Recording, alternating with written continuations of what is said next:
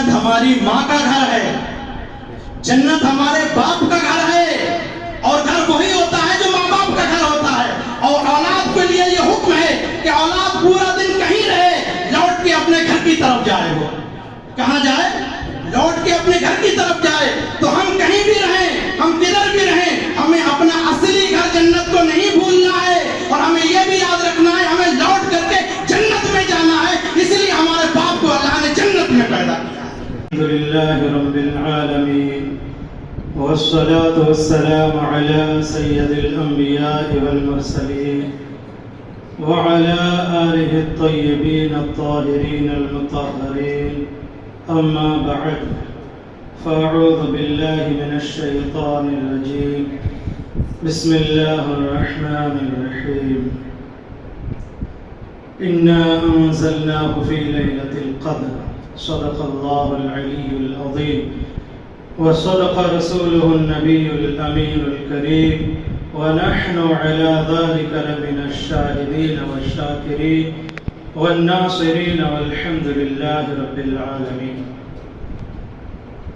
معزز سامعین اکرام، آپ نے ابھی بڑے ہی خوبصورت اور اچھے انداز میں، بہترین انداز میں نعت پاک مصطفیٰ صلی اللہ تعالیٰ علیہ وسلم جناب شاہد استاد صاحب اور جناب مؤذن صاحب ضمیر صاحب سے بہترین انداز میں نعتیں سنی آپ نے۔ مؤذن صاحب کا گلا خراب تھا، امید تھی کہ شاید نہیں پڑھ پائیں گے، لیکن پھر بھی الحمدللہ عشق جو ہے وہ بازی لے گیا، عشق جو ہے وہ بازی لے گیا۔ وہ ان کے دل میں تڑپ اور ایک امید تھی، الحمدللہ اس امید پر اللہ تعالیٰ نے ان کا گلا ٹھیک کر دیا۔ جب نیت صحیح ہو تو منزل آسان ہو جاتی ہے۔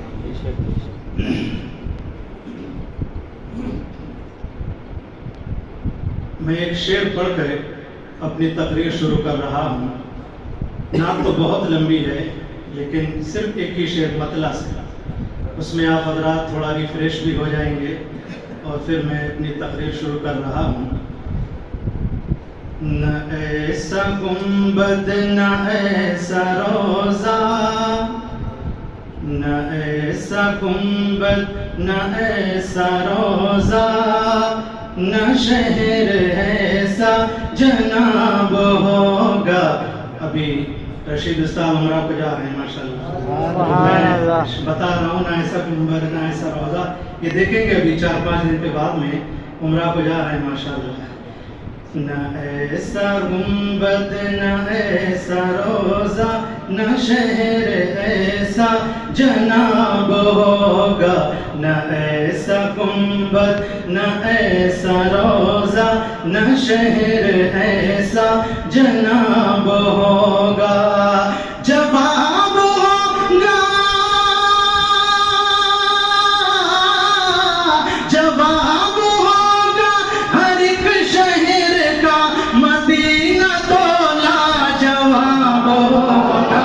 نہ ایسا گنبد نہ ایسا روزہ، نہ شہر ایسا جناب ہوگا۔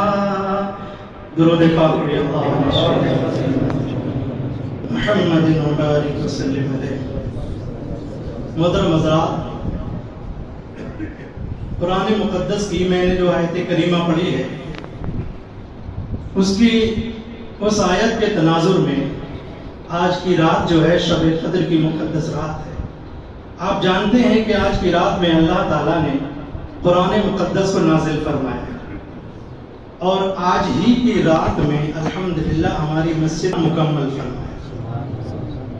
تو اس کے حوالے سے میں چاہتا ہوں کہ اس آیت، اس رات کے کو پیش نظر رکھتے ہوئے جو قرآن مقدس نازل کیا ہے، اس کے تعلق سے میں بتاؤں کہ قرآن کا انسان کیا ہوتا ہے۔ آج اگر قرآن کے انسان کا حسن اگر بے نقاب کر دیا جائے، آج اگر قرآن کے انسان کا حسن بے نقاب کر دیا جائے، تو ہر شخص یہ چاہے گا کہ میں قرآن کا انسان بن جاؤں۔ اور ہر شخص یہ بننا پسند کرے گا کہ میں بھی قرآن کا انسان بن جاؤں۔ آج ایک بات کہی جاتی ہے، آپ نے دیکھا ہوگا کہ انسان ترقی کر گیا ہے، بولتے ہیں کہ نہیں؟ انسان ترقی کر گیا، انسان ترقی کر گیا، انسان نے بہت ترقی کر لی۔ یہ بالکل ایک جھوٹ بات ہے۔ کیا ہے؟ بالکل ایک جھوٹ بات ہے۔ آپ کہیں گے کہ ایسا کیسے؟ انسان ترقی نہیں کر گیا ہے، بلکہ انسان نے جس شے پر زور دیا ہے وہ شے ترقی کر گئی ہے۔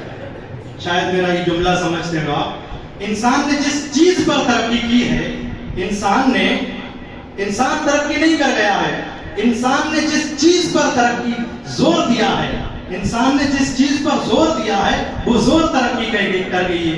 یعنی لوہے پر زور دیا تو لوہا ترقی کر گیا، پلاسٹک پر زور دیا تو پلاسٹک ترقی کر گئی۔ تو جس شے پر انسان نے زور دیا ہے وہ شے ترقی کر گئی۔ اگر انسان ترقی کر گیا ہوتا تو آج فلسطین میں مسلمانوں کا خون نہ بہایا جاتا ہوتا۔ انسان ترقی نہیں کر گیا ہے۔ انسان ترقی کرے گا، انسان کو ترقی ملے گی تو قرآن کا انسان بن کے ترقی ملے گی۔ انسان اگر ترقی کرے گا تو انسان قرآن کا انسان بنے گا، تب اسے ترقی ملے گی۔ اور یہ جتنے لوگ ہیں، یہ جو مسلمانوں پر ظلم کر رہے ہیں، یہ سب ایجوکیٹڈ ہیں، لیکن شرط یہ ہے یہ قرآن کا انسان نہیں ہے۔ اور قرآن کا انسان نہ ہونے کی وجہ سے یہ انسان نہیں بن پائے۔ کتنا بھی بندہ علم حاصل کر لے، کتنا بھی علم، لیکن جب تک وہ قرآن کا علم حاصل نہیں کرے گا، جب تک وہ قرآن کا انسان نہیں بنے گا، جب تک صحیح معنوں میں وہ انسان نہیں بنے گا۔ تو قرآن کا انسان اتنی اہمیت کا حامل ہے۔ میں آپ کو بتاؤں کہ جب تک ہم قرآن مقدس کے تناظر میں اپنی زندگی گزار رہے تھے، جب تک قرآن ہمارے پیش نظر تھا، جب تک ہم قرآن کو اپنا آئینہ سمجھ رہے تھے، تب تک یہ دنیا ہماری مٹھی میں تھی، تب تک یہ دنیا اللہ تعالیٰ نے ہماری مٹھی میں کر کے رکھی تھی۔ ہم غالب تھے، دنیا مغلوب تھی، اور ہماری حکومت پہاڑوں پہ تھی، ہماری حکومت ہواؤں پہ تھی، ہماری حکومت دریاؤں پہ تھی، ہماری حکومت فضاؤں پہ تھی۔ جب سے ہم قرآن کا انسان بننا چھوڑ دیے ہیں، تب سے یہ زمین ہمارے پیروں کے نیچے سے نکلتی جا رہی ہے۔ اور حال یہ ہے کہ قرآن کا انسان بن کر کے ہم پوری دنیا پہ حکومت کر رہے تھے، اور آج قرآن کا انسان نہ بن کے اللہ نے ہمیں زمین پہ پھینک دیا ہے، اور حال یہ ہے کہ ہم جو ہے بے سر و سامان ہو گئے۔ قرآن کا انسان بہت عظیم ہے، قرآن کا انسان بہت عظیم ہے میرے بھائیو، بہت عظیم ہے قرآن کا انسان۔ میں آپ کو بتاؤں کہ قرآن مقدس میں ایک آیت ہے، انی جاعل فی الارض خلیفہ، کہ میں اپنا خلیفہ زمین پہ بنانے والا ہوں۔ بڑی توجہ طلب یہ بات ہے، میں اپنا خلیفہ زمین پہ بنانے والا ہوں۔ قرآن کا حکم آیا ہے کہ میں اپنا خلیفہ زمین پہ بنانے والا ہوں، لیکن حضرت آدم کو پیدا کیا گیا جنت میں۔ آپ اللہ کا راز دیکھیے، اس کی حکمت دیکھیے۔ حکم ہے کہ میں اپنا خلیفہ زمین پہ بناؤں گا، انی جاعل فی الارض خلیفہ، میں اپنا خلیفہ زمین پہ بناؤں گا۔ لیکن حال یہ ہے کہ اللہ نے سیدنا آدم علیہ السلام کو پیدا کیا جنت میں۔ اس کا راز کیا ہے؟ اس کا راز یہ ہے کہ سیدنا آدم علیہ السلام کو جنت میں پیدا کیا گیا، اس لیے پیدا کیا گیا کہ کل شیء یرجع الی اصلہ، کل شیء یرجع الی اصلہ، ہر چیز اپنی اصل کی طرف لوٹتی ہے، ہر چیز اپنی اصل کی طرف لوٹتی ہے۔ حکم تھا میں زمین پہ پیدا کروں گا، لیکن پیدا کیا گیا جنت میں، تو اللہ نے فرمایا کہ میں نے آدم کو جنت میں پیدا کیا گیا۔ کل شیء یرجع الی اصلہ، ہر چیز اپنی اصل کی طرف لوٹتی ہے۔ آپ بھاری چیز کو پھینکیں گے تو وہ نیچے کی طرف آئے گی، ہلکی چیز کو پھینکیں گے اوپر کی طرف آئے گی۔ آپ پتھر پھینکیے، پتھر نیچے کی طرف آئے گا۔ آپ ہوا کو چھوڑیے، ہوا اوپر کو جائے گی۔ اس کا مطلب کیا ہے؟ اللہ نے حکم تو دیا تھا کہ میں زمین پہ پیدا کروں گا، لیکن پیدا کیا جنت میں۔ اس کی وجہ یہ ہے کہ جنت میں پیدا کرنا اس لیے مقصود تھا، اور زمانے والوں کو بتایا کہ لوگوں، میں نے تمہیں بتایا تھا کہ میں آدم کو پیدا کروں گا زمین پہ، لیکن جنت میں اس لیے پیدا کیا کہ تاکہ تم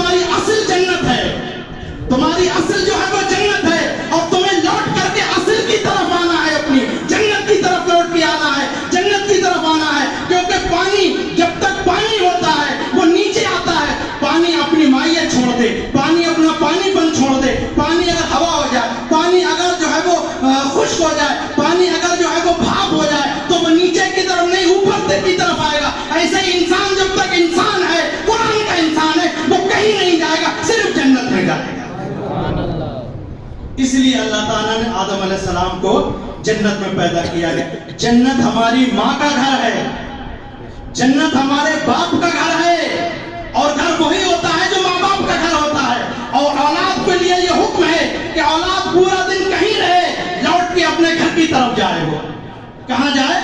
لوٹ کے اپنے گھر کی طرف جائے۔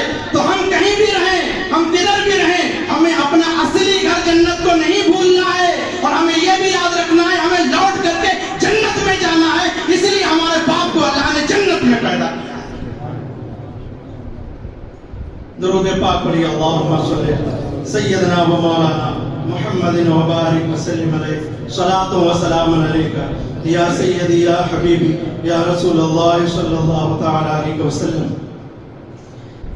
جب پہلے کا انسان، وقت کی بڑی قلت ہے، اس لیے کہ میرے بعد بھی بہت سارے حضرات کو اپنی اپنی گفتگو کرنا ہے۔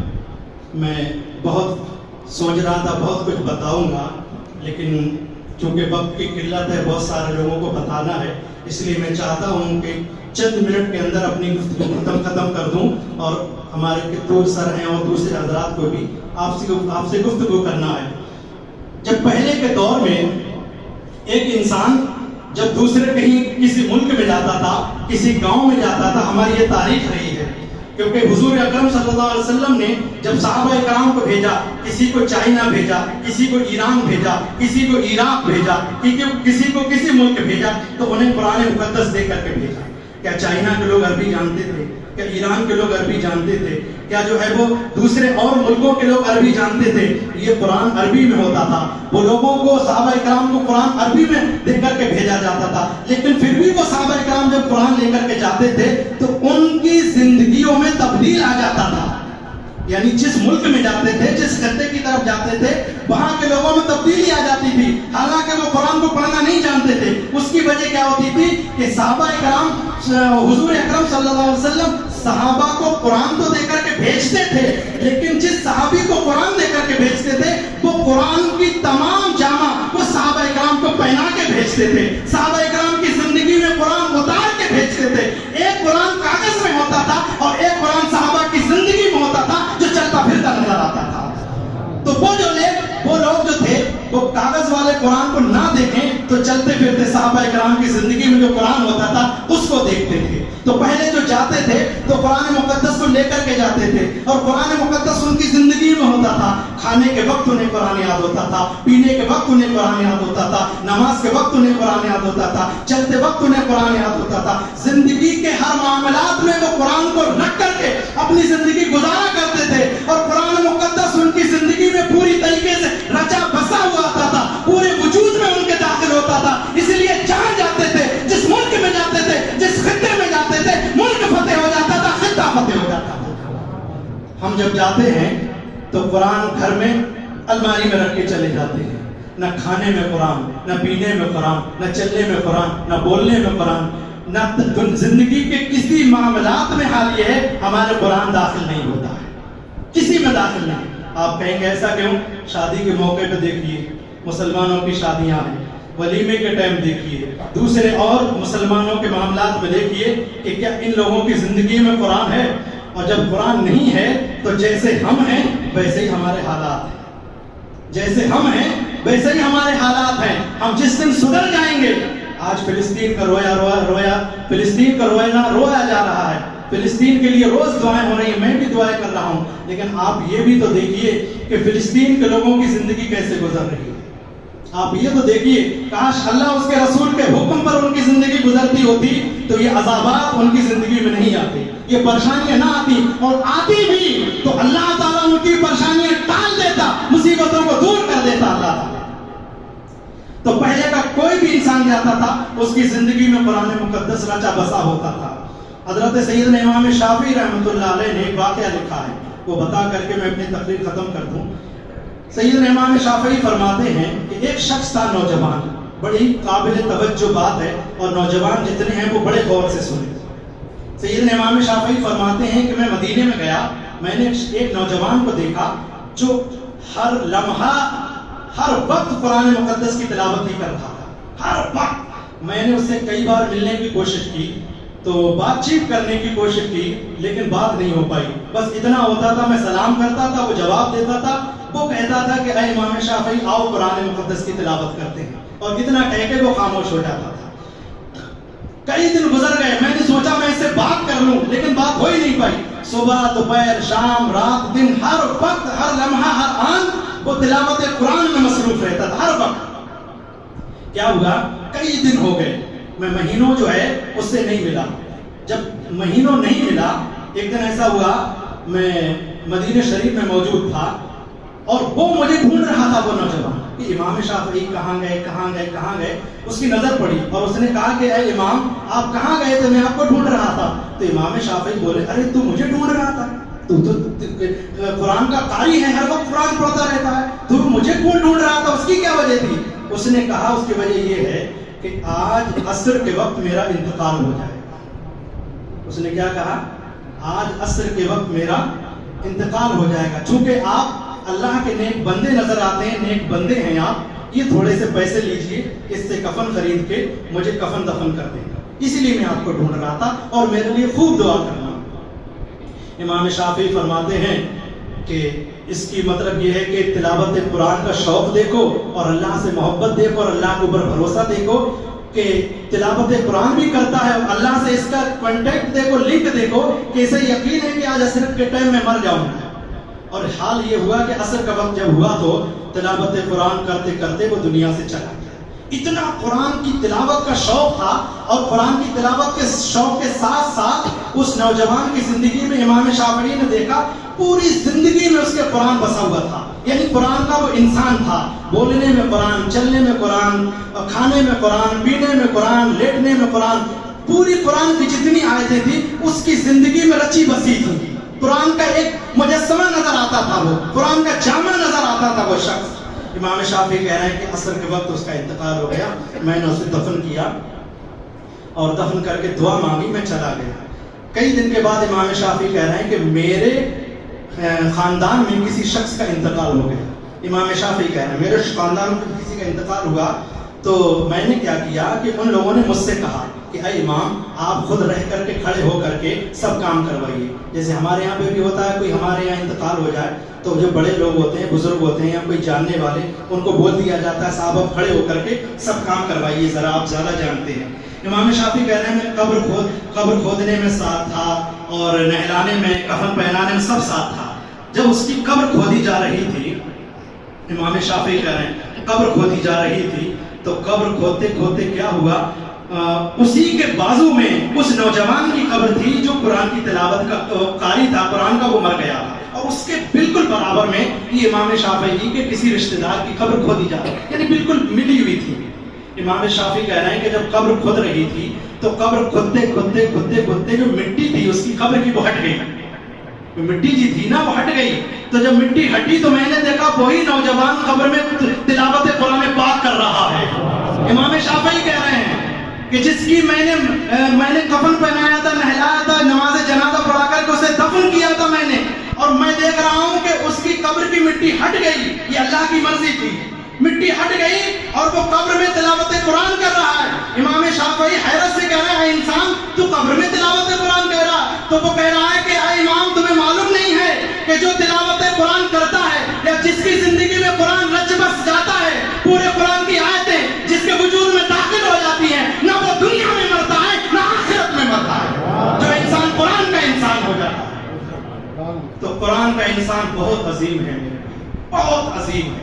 قرآن کے انسان کو وقت فنا نہیں کر سکتا, قرآن کے انسان کو زمانہ فنا نہیں کر سکتا, اور جب زمانہ فنا نہیں کر سکتا قرآن کے انسان کو تو زمانے والے کیا فنا کریں گے, زمانے والے بھی فنا نہیں کر سکتے قرآن کے انسان کو. تو قرآن کا انسان بننا ہے. صرف قرآن کی تلاوتیں کرنے سے ہم نے 10 قرآن ختم کر لیے, 20 قرآن ختم کر لیے, 5 قرآن ختم کر لیے, یہ ضروری نہیں ہے, بلکہ قرآن پڑھ کر کے اس کا معنی مطلب ترجمہ سمجھ کر کے وہ معنی مطلب اپنے وجود میں لائیں, اپنے وجود کے اندر داخل کریں, اپنے جسم کو اس کا جامع پہنائیں تاکہ قرآن کی آیتوں کا جامع ہمارے جسم پہ آ جائے, تاکہ ہم سچے قرآن کے انسان بن جائیں. علامہ اقبال کہہ رہے ہیں وہ زمانے میں معزز تھے, وہ معزز سے زمانے میں قرآن ہو کر, وہ معزز سے زمانے میں قرآن ہو کر, اور ہم خار ہوئے تارک قرآن ہو کر, ہم خار ہوئے تارک قرآن ہو کر. لہذا قرآن کا انسان بہت عظیم ہے. قرآن کے انسان بنیے, انشاءاللہ یہاں بھی عزت ملے گی, وہاں بھی عزت ملے گی, آپ کو عروج ملے گا, زوال نہیں ملے گا. قرآن کا انسان کبھی فنا نہیں ہوگا, قرآن کا انسان کبھی ختم نہیں ہوگا. میرا قرآن سے انسان سے مطلب یہ ہے صرف جو ہے وہ قرآن ختم کرنے سے نہیں, اس کی آیتیں مطلب سمجھ کر کے اپنے وجود میں داخل کیجئے, انشاءاللہ زندگی میں بہار آ جائے گی. وآخر دعوانا ان الحمد للہ رب العالمین. استغفر اللہ ربی من کل ذنب واتوب الیہ. اشهد ان لا اله الا الله واشهد ان محمدا عبده ورسوله صلی اللہ تعالی علیہ وسلم. کون ہے صاحب؟